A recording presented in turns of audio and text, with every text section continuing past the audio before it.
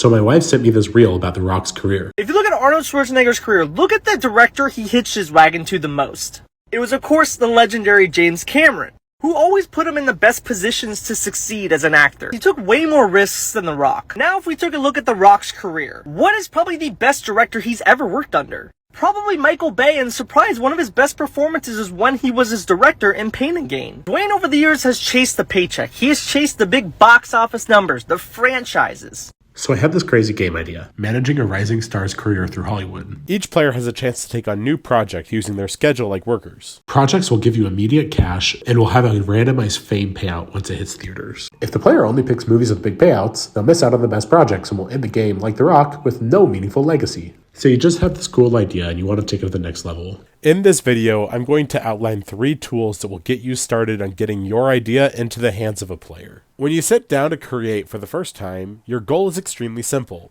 Get something onto the table. You may have heard of a minimal viable product before. Here's the basic idea. Let's say you want to build a company that builds high-performance race cars. You could start by building a Ferrari right off the bat, but it's probably better to start simple, like building a skateboard. Then, once you're happy with your skateboards, you can move up to a bicycle, then a moped, then a motorcycle, and so on and so forth. So let's apply this to our movie star simulator. We have a vision of what the game can be, so let's try to design the simplest version. There are 2 mechanical concepts that feel important to me. The first is the movie project, where solid immediate rewards are offset by a chance to win high amounts of fame. The second is the schedule management concept, where players place their workers down for long periods of time until a project completes. The movie project system is the one we'll build our minimal viable product for, saving time management for the next iteration of the design. Ultimately, our goal here is to put something onto a table and play it.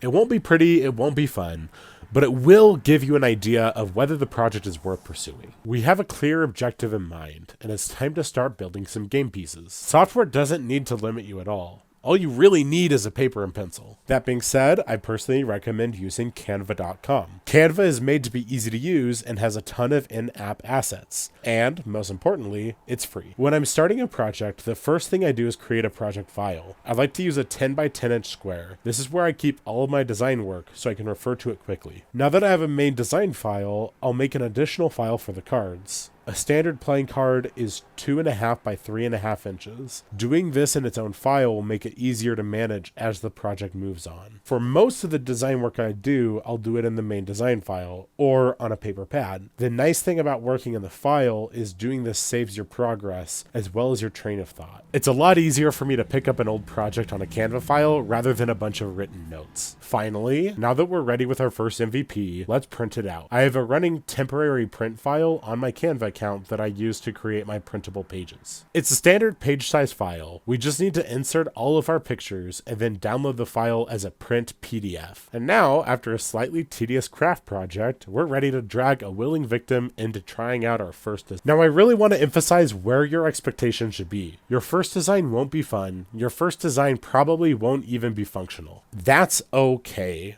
The way you grow is by failing. Sucking at something is the first step towards being sort of good at something. Our first goal was to create an MVP. The next step in the design loop is to get that design onto the table. As you're going through this first playtest, the biggest question you need to answer is whether the design is worth pursuing. If the answer you come to is no, this is the best place to get out of the loop. If the answer is yes, you need to figure out what parts were the most fun and kill the rest. Then you get to decide whether you want to further refine your concepts and ideas, or if you want to move on to the next iteration and add more concepts to the design. That's all I have for today. If you want to take this and run with it, feel free. As always, thanks for listening. I'm really excited to share my own design loop journey with you. Next video will be about Project Eisenhower. I've designed the latest iteration of the project, and now I just need to get some good playtests. Before that comes out, check out the first video in the series, which you can find right here. Go ahead and smash the like and subscribe buttons, and comment down below if you have any questions about the design loop paradigm, the concept of a minimal viable